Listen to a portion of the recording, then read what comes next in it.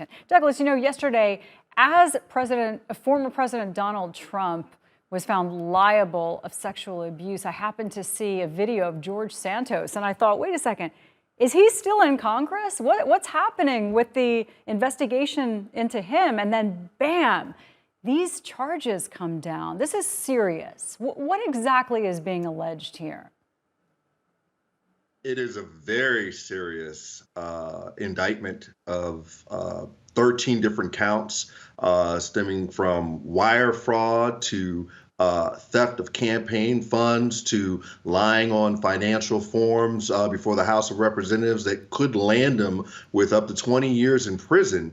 We all have always known, ever since George Santos was elected, that he has been a compulsive, pathological liar that lied to get into Congress, but we never knew just how serious some of these lies and falsehoods have been. And DOJ did an investigation. They wrapped it up fairly quickly because they said that this was low-hanging fruit on many of these things. None of this was intricate or difficult to unpack, but it was fairly brazen and simplistic in nature, and they were able to turn out indictments relatively quickly. So I imagine this is going to move forward, and this really puts Speaker McCarthy in an awkward position, being that he only has a 4-vote majority in the House of Representatives. Exactly, and the Republican leadership in the House has been pressed time and time again. Why is George Santos still in the House after admitting to lying about all of these points in his background?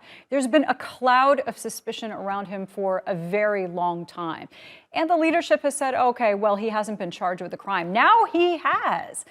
Do you think they're actually going to act on this now?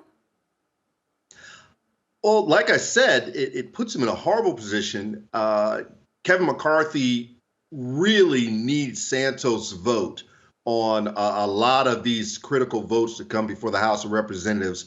But just having him there really does play, it makes for a horrible look for the GOP to have their leading presidential candidate, Donald Trump, just get convicted and liable of rape of Eugene Carroll and sexual assault of Eugene Carroll, and now to have one of their most infamous members indicted on 13 different counts that look rock solid. This isn't the party of law and order anymore. This is a party of criminals. So this is really a bad look going into next year's presidential election, and it just creates a horrific image of a party that is trying to regain its footing in the White House and in Congress. So, if Kevin McCarthy had his wits about him, I would advise him to take a vote and get Santos out of there and just work with the 3 votes you got, because right now he's doing more damage than he is good. Bad look, but this also says something about the United States and how low the bar is for official behavior now. Well, it says something about the Republican Party. I don't know if it says anything about the United States. You remember on the Democratic side, there were some simple accusations swirling around Senator Al Franken, and then all the Democrats jumped in and pushed him to resign when the Republicans circled the wagons around Senator David Vitter, who had admittedly had sex with prostitutes.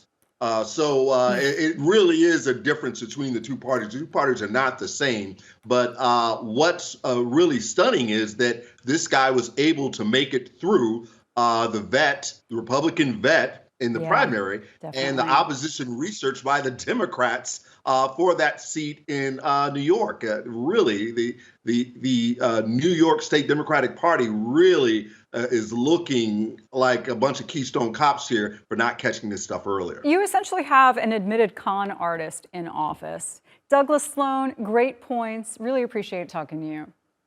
Thanks for having me.